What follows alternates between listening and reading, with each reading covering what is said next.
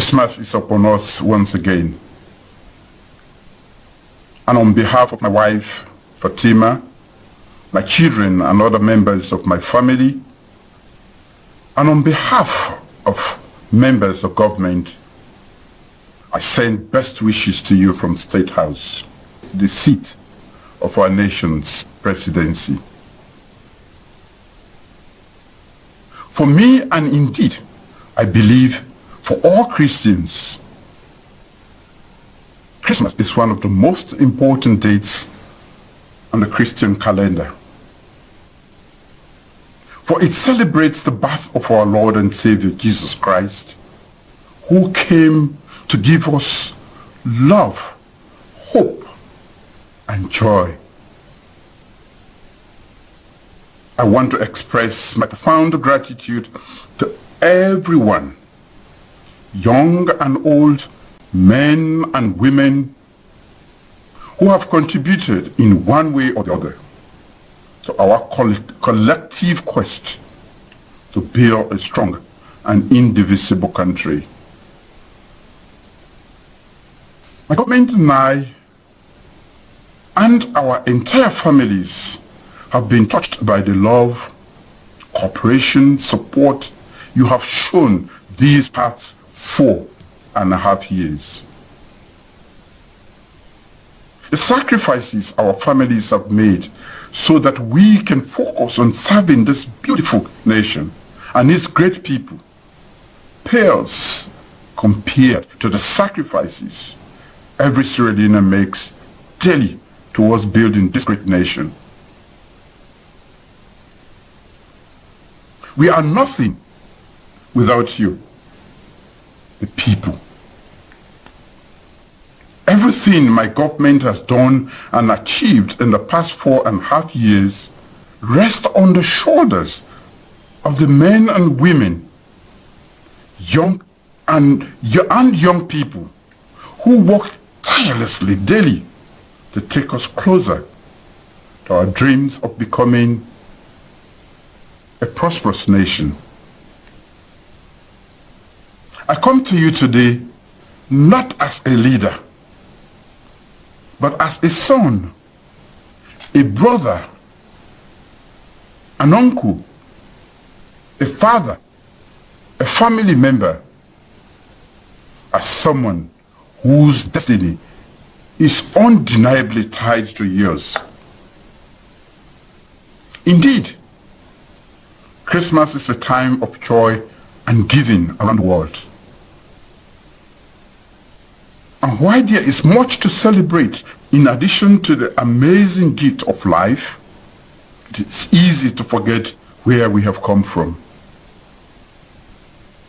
I am not ignorant of the prevailing challenges that we are facing as a nation, and the challenges many families, businesses, and individuals face during this time of global turbulence. The worst of the global pandemic may be over, but the ripple effects are still with us. The war in Ukraine has also affected the global economy, food prices, fear, and energy costs, and political stability. At a time when wealthy nations are struggling, I must acknowledge your patience, resilience, hard work, determination, and honesty and resolve to bear through thick and thin. Our resilience in the face of the challenging and turbulent times has yet again shown our mettle as a people. It is not lost on me that a natural and even valid reaction is to express frustration at your government. I will not pass the buck. When I accepted the mandate to be your leader, I did not accept to be a leader just in times of progress and prosperity. I also accepted to handle the challenges that may stand in the way of building a great nation. As a father, I see your struggles. As a brother, I know your pain. As a friend, I see your frustration. As a leader, I'm alive to my responsibility to you all. I want to reaffirm my commitment towards doing everything in my power and within my constitutional mandate to make life better for every citizen of this country. As a nation, we have chosen democracy over dictatorship, freedom over tyranny. We have chosen hope over despair and peace over war. Never for once lose sight of what we have achieved together. Many nations worldwide struggle with conflicts, the onslaught of terrorism, or widespread civil unrest. That our country enjoys relative stability is not just due to the genius of any leader. It is because you, the people, my dear Leoneans, have chosen this. You make this possible. As we celebrate Christmas, I know that many families are having challenges and may not be able to celebrate like they would want to. Fuel prices are still high, and this in turn affects food prices. As my government does its best to mitigate the rising cost of living, I urge you to look out for each other, share when you can, and be kind to each other. We are known to be hospitable people. Let us extend the hospitality to our neighbors and strangers, especially now. In my first address in 2018, after you elected me to this position of trust, I asked for God's guidance to lead our country in the path of those three sacred words of our coat of arms: unity, freedom, and justice. I will say that God has been faithful. He has blessed me to lead people who cherish these sacred values and who make the important task of governance possible and rewarding.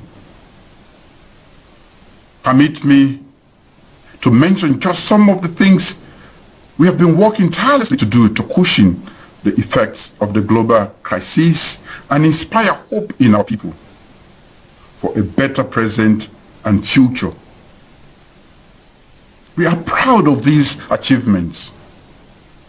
You should be too, because you all made it possible.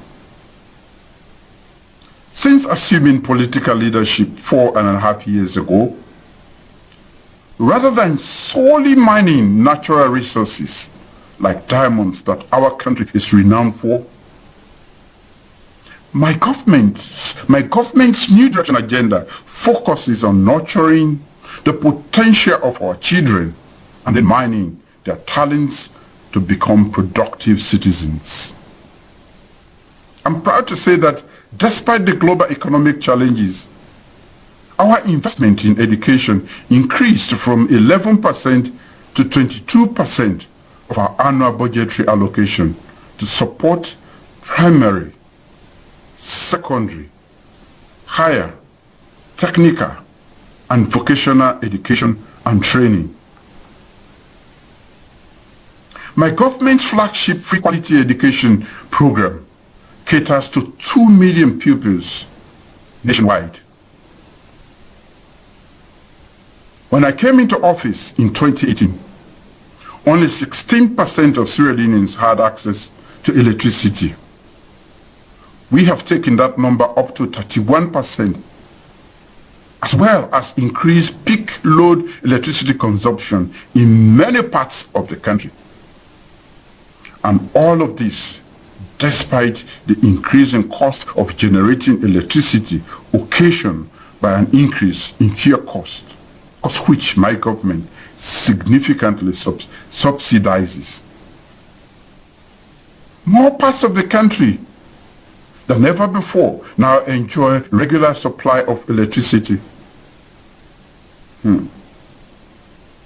Hypo, Paupa, Salongo Bete. In no uncertain terms, we are making progress, ladies and gentlemen. You will remember the sharp contraction of our economy in 2020 at the height of the COVID-19 pandemic. In this year, as projected, we grew up by 5% higher than the sub-Saharan African projected growth rate of 3.8% for 2022. We continue supporting post-COVID recovery in key productive sectors, especially mining, agriculture, construction, manufacturing, and tourism.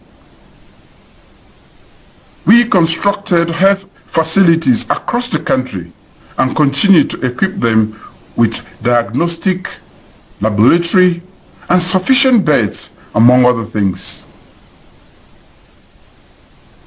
I am proud of our commitment to women's empowerment and our dedication to achieving a fair and equitable society. On November 15, 2022, our Parliament enacted the bill entitled the Gender Equality and Women's Empowerment Act 2022, GIWI Act, which will address the gender imbalance in Sierra Leone. The GIWI Act seeks to secure a minimum of 30% representation of women in elective and appointed positions. Gender equality and women's empowerment mainstreaming in employment and training, and women's access to finance, among other things. I applaud Parliament for their support and thank the GIWI Act Task Force for working tirelessly to bring the landmark GIWI Act to fruition. No bird flies with one wing. We must support women everywhere to thrive. As they do, our society will thrive and prosper. We must expand economic opportunities for women. We must end gender-based violence and all forms of sexual harassment of women. However, as apparent as our achievements are, I acknowledge that the family for whom food prices are beyond reach, those who now pay more for fear, and those who struggle economically, this list of achievements may sound hollow. To those who do not yet feel the impact of our hard work, I say, I see you. I empathize. I encourage you to find solace in the fact that the current discomforts are only birth pangs for a future of irreversible socio-economic progress. For as long as a single Sierra Leonean is experiencing any discomfort, it will be a cause for concern for me. As a government, we have put in place some mitigating measures to help soften the impact. We have removed taxes on essential commodities to keep prices low for fuel, for rice, flour, and many others. We provide cash transfers and roll out social safety net initiatives to improve the quality of lives of vulnerable families and individuals. Many of the solutions we have put in place to tackle problems of which we inherited from the previous government and some of which have arisen during our term in office are yielding immediate effects.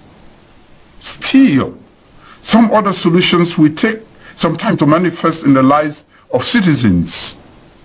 This is why I ask for your patience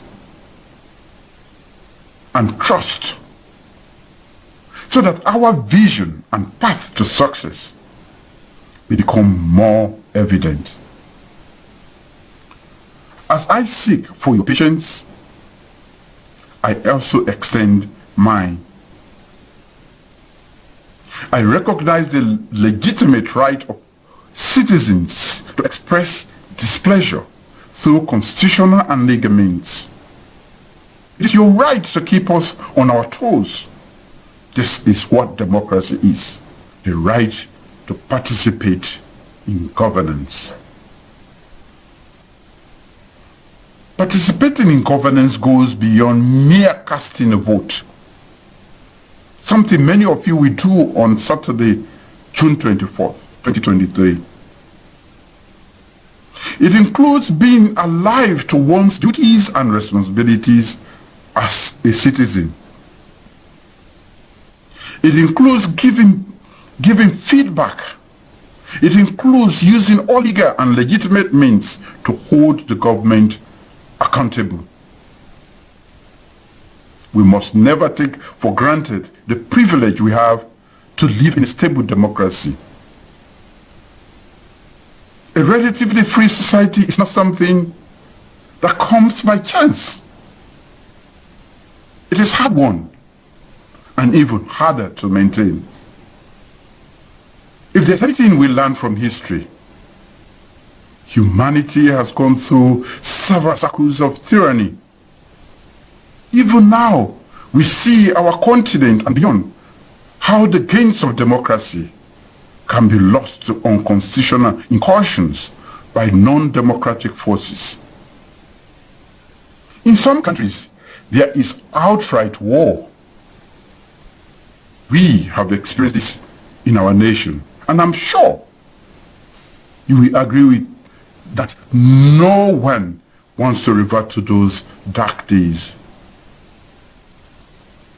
Democracy is not a spectator sport. It is a full contact sport, and its survival depends upon civic participation using legal means to engage with ways of improving society. As with every democracy, family, or even relationship, we are not required to have the exact same thought to succeed. Sometimes we will disagree, even bitterly. However, our engagement must be premised on the same fundamental principles of democracy. Without this, stability is threatened. The stability of our democracy and our nation. My government is resolute in the belief that democracy is sacrosanct. We will engage with critique and affirm the constitutional right of citizens to express their thoughts or even displeasure with the government. And we will, with the same firmness, defend democracy against all those who seek to undermine it. To the dear youths of our nation, I say, I cherish you.